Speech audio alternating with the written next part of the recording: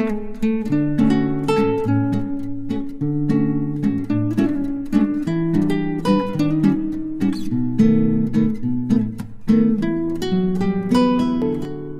Viewers, কেমন আছেন সবাই? আমি ফায়াফাই হাজির হলাম আপনাদের মাঝে নতুন ভিডিও নিয়ে।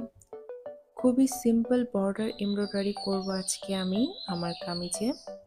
তবে কামিজটি মোটেও এক কালার না, দেখতেই পাচ্ছেন।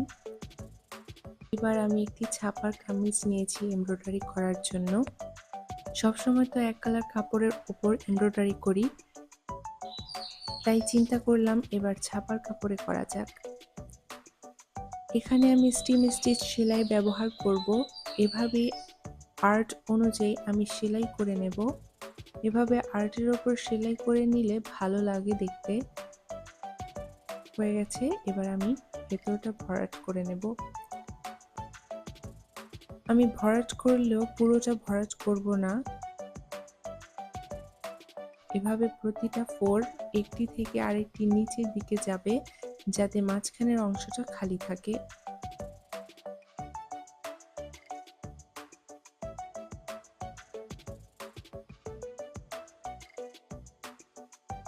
এভাবে দেখতে ভালো লাগছে, তাই এভাবেই রাখবো আমি। তো বর্ডার দেওয়া হয়ে গেছে, ভাবছি আরেকটু কিছু করা যাক জামাটায়, তাই বর্ডারের নিচের অংশে চলে এলাম। এখানে এই বক্সটাকেও স্টিম স্টিচ সেলাই দিয়ে করে নিলাম। এবার এখানেও ভরাট করব, তবে শুধু কোনাগুলো। ফুলের ক্ষেত্রে নিচের দিকে ফুল তুলেছি, এখানে উপরের দিকে ফুল তুলব।